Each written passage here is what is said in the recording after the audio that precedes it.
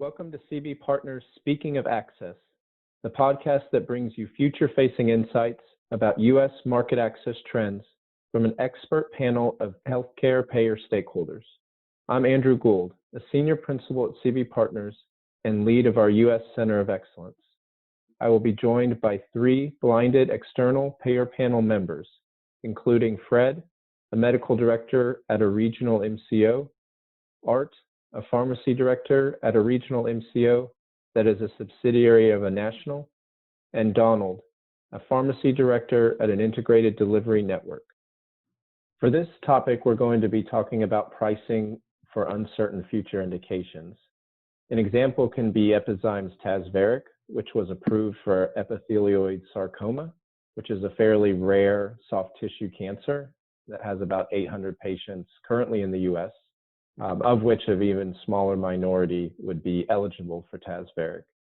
And what we also want to broach in this discussion is the fact that some investors maybe were a bit disappointed with the pricing for TAZVERIK, which was around $15,500 per month.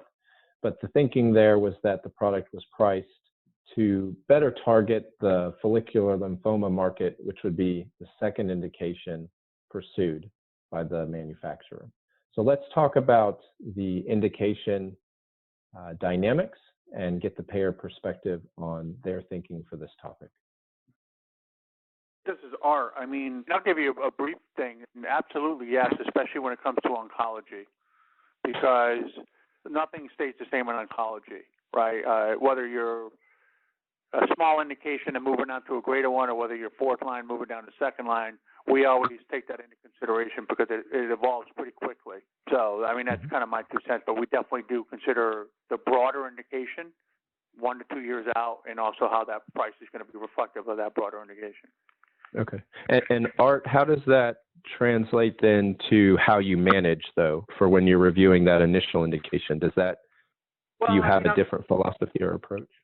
Yeah, I mean, oncology, we manage based on FDA indication. We also manage based on NCCN Compendia 1, 2A, and 2B. To me, for this product, I think the manufacturer here sort of understood how managed care works and how they think, and I think they knew that, hey, if we're going to go a year later and get a broader label, there may be some pushback on it. So I think they were planning ahead, and I think they planned it right based on the pricing, because I think they were pricing it for the follicular lymphoma market, obviously, and not for the sarcoma market. If they had priced it like an orphan drug per se, let's just say if it was twice the price per month, I probably would not be managing it any differently, to be honest with you. And then if it came out for follicular lymphoma and all of a sudden it was $30,000 a month for that, maybe it would be disadvantaged versus other available therapies based on maybe, potentially copay differentials or something like that. But that's the only thing that I could do. I wouldn't be able to block that indication or anything. Fred or Donald, any additional perspective from each of you? Sure, this is Fred. Actually, it's a situation that really is no longer a surprise, with pembrolizumab sort of being the poster child for a drug that comes out with limited number of indications. Now I believe it's somewhere over 15, with about an 85-page package insert. So it's something that I guess we've certainly got some experience with. And with this particular drug, I agree with everything that's been said. In anticipation of the follicular lymphoma usage, have actually been asking when it's prior authorized if there's anticipated off-label use.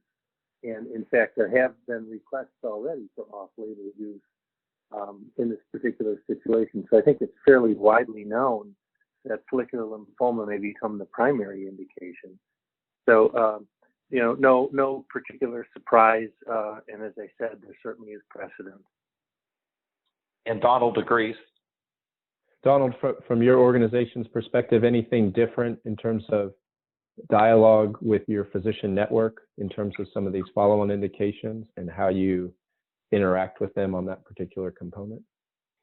Yeah, and we really do require as much help from the sponsor or the manufacturer in this case, so that they can help us anticipate and understand the potential follow-on indications. We do our own work, but it is really helpful if they validate exactly what we're hearing today. And then we do go back to our physician experts and share as much as we can, and knowing that there's a follow-on indication likely in follicular lymphoma. And the physicians may already know this, but that does align us in terms of decision-making you did raise one of the questions around maybe the investor community is upset with this. I would agree with the comments. From a managed care perspective, they took the right approach in terms of not overpricing it for the very rare ultra orphan indication, but pricing it for the more likely broader indication. But we do, as much as we can, rely on the sponsor to maybe share with us information pre-launch, FDMA 114, for example, and that helps us guide our physicians and our decision making. I was simply going to add, this is Fred, that a single price across indications is administratively certainly easier and in many ways more appealing.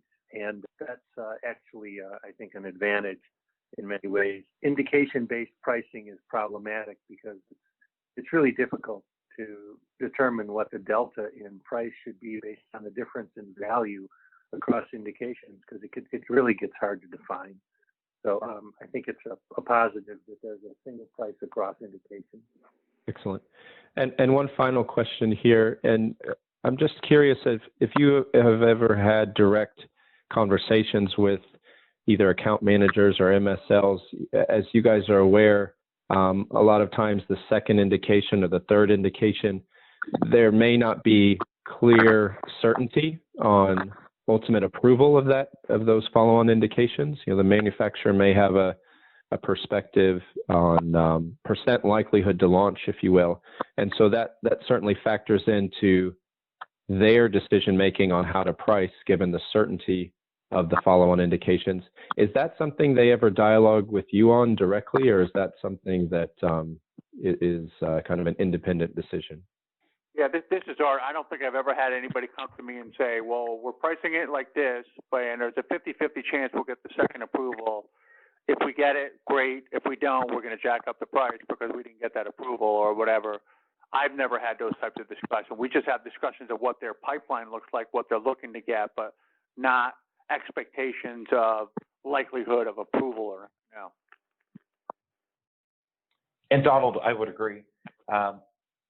We do want to understand the pipeline and that type of information, but I have not ever heard someone discuss maybe the particulars, as you mentioned, Andrew, and we don't necessarily expect that. Now, we'll always ask at one of these FDAMA 114 meetings if they'll disclose price prior to launch. I've never had anybody, disclose price prior to launch. We understand there are federal, forward-looking statement issues. I mean, they have to be very careful from a legal and regulatory perspective. We'll always ask about price. I've never heard them disclose price prior to launch. Excellent. Okay. Thanks for listening to this podcast. I would like to thank our respondents today for their participation. This has been CB Partners Speaking of Access.